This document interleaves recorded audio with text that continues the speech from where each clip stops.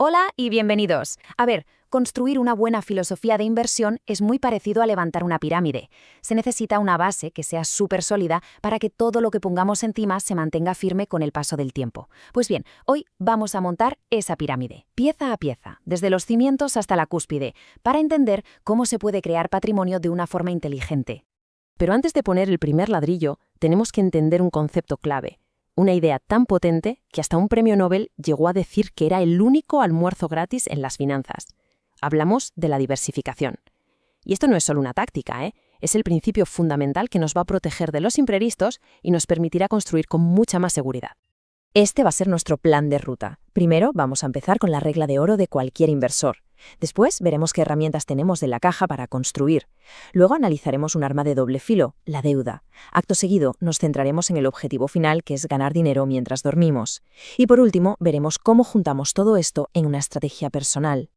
Venga, pues, sección 1, la regla de oro. Este es el cimiento, la base, el principio que va a evitar que toda la estructura se venga abajo cuando llegue la primera tormenta. A ver, y esto es súper interesante porque aclara un error muy, pero que muy común. Diversificar no significa comprar un montón de cosas y ya está. La verdadera magia está en combinar activos que no vayan de la mano, es decir, que cuando uno baja, el otro se mantenga estable o, con suerte, incluso suba. La clave es gestionar el riesgo, no coleccionar cromos. Y esta cita de Benjamin Graham, que fue el mentor del mismísimo Warren Buffett, lo clava. La diversificación, en el fondo, es una estrategia de defensa. No se trata de buscar el pelotazo del siglo, para nada. Se trata de proteger el capital de esos cisnes negros, de esos eventos inesperados que pueden hacer mucho daño. Es básicamente jugar a no perder, que a la larga suele ser la mejor forma de ganar. Vale, sección 2, las herramientas. Con la base bien sólida, es hora de conocer los bloques que vamos a usar para levantar nuestra pirámide. Vamos a hablar de las clases de activos. El primer bloque, y seguro que el más conocido, es la acción. Comprar una acción es, literalmente, comprar un trocito de una empresa. Te conviertes en accionista y tienes derecho a una parte de sus beneficios. Lo importante aquí es entender que estás invirtiendo en una única empresa, con todo su potencial, sí, pero también con todo su riesgo. Ahora bien, ¿y si pudiéramos reducir ese riesgo sin renunciar a estar en el mercado? Pues aquí es donde entran en juego los fondos indexados. A diferencia de una acción, un fondo indexado es como una cesta que lleva dentro cientos o incluso miles de acciones de empresas distintas. Su objetivo no es superar al mercado, sino ser un reflejo del mismo. Y esto, de entrada, te da dos cosas: una diversificación brutal e instantánea y además unos costes bajísimos. Si los ponemos uno al lado del otro, las diferencias saltan a la vista. Para diversificar con acciones necesitarías comprar al menos 30 empresas diferentes, y eso implica más dinero y más comisiones. Un fondo indexado, en cambio, ya te viene diversificado de fábrica y con unos costes mínimos. La rentabilidad, bueno, una acción individual tiene un potencial ilimitado, claro, pero acertar es dificilísimo. El fondo te da la media del mercado, que históricamente es muy, muy sólida. Y fiscalmente, los fondos tienen la ventaja de que se pueden traspasar de uno a otro sin pagar impuestos por el camino. Vamos, que para la mayoría de la gente, el fondo indexado es una solución todo en uno fantástica. Pero ojo que no todos son los mercados financieros. Hay una tercera herramienta fundamental, el inmobiliario. El famoso ladrillo es un activo tangible que se puede tocar y que ofrece ventajas únicas. Por un lado, genera un flujo de caja bastante predecible con los alquileres y por otro, suele funcionar como un escudo genial contra la inflación, protegiendo el valor de nuestro dinero. Pasamos a la sección 3, el arma de doble filo.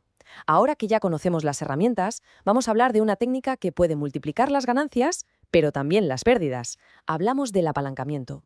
Dicho de una forma muy sencilla, el apalancamiento es usar dinero que nos han prestado para comprar activos.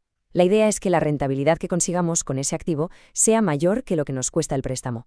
Cuando eso pasa, el apalancamiento es como un turbo, amplifica una barbaridad los resultados de la inversión. Vamos a verlo con un ejemplo, que se entiende mucho mejor. Imagina que se compra una propiedad de 100.000 euros con dinero propio. Si sube de valor un 20%, pues la ganancia es del 20%. Fácil. Pero fijaos ahora en la derecha. Si solo se ponen 20.000 euros y se piden prestados los otros 80.000, la misma subida de 20.000 euros de la propiedad supone una rentabilidad del 100% sobre el capital invertido. Es una pasada. La ganancia se ha multiplicado por 5. Pero claro, Aquí viene la otra cara de la moneda. El apalancamiento amplifica los resultados para bien y para mal. Con el mismo ejemplo, si el piso ahora cae un 20%, con capital propio se pierde un 20%, pero con deuda, al vender por 80.000 euros, ese dinero apenas cubre el préstamo. El resultado, se ha perdido el 100% del capital que se puso al principio. El apalancamiento ha fulminado la inversión. Bueno, sección 4. Ganar dinero durmiendo. Ya hemos visto las herramientas y los peligros. Pero, ¿para qué hacemos todo esto? Pues para alcanzar el objetivo final, la libertad financiera a través de los ingresos pasivos. Los ingresos pasivos son, básicamente, aquellos que se generan sin que haya que estar trabajando activamente en ellos todo el rato, una vez que el sistema ya está montado. A diferencia del sueldo de un trabajo que depende de las horas que le eches, el ingreso pasivo permite que el dinero trabaje por sí mismo. Puede ser el dividendo de una acción, el alquiler de un piso, los derechos de autor de un libro. ¿Y los beneficios? Bueno, es que te cambian la vida. Imagina la seguridad de no depender de un único sueldo. Esa seguridad te da libertad y flexibilidad para decidir qué hacer con tu tiempo. Esa libertad, a su vez, te permite acumular patrimonio más rápido gracias al interés compuesto. Y lo mejor de todo es que es escalable. Un buen sistema puede generar ingresos para 100 personas casi con el mismo esfuerzo que para una. Y con esto llegamos a la cúspide de la pirámide, la estrategia personal. Porque, seamos claros, aquí no hay una fórmula mágica que sirva para todo el mundo. La mejor estrategia es siempre la que está hecha a medida. Podemos imaginar todas las estrategias de inversión como si estuvieran en un espectro. En un extremo tenemos las de menor riesgo y, lógicamente, menor rentabilidad esperada. Y en el otro, las de mayor riesgo, que claro, ofrecen un potencial de retorno mucho más alto. La clave está en encontrar el punto de ese espectro en el que cada uno se sienta cómodo.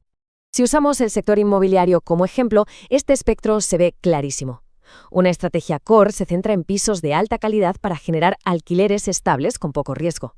A medida que nos movemos hacia Core Plus o Value Added, se asume algo más de riesgo, por ejemplo, comprando para reformar y revalorizar.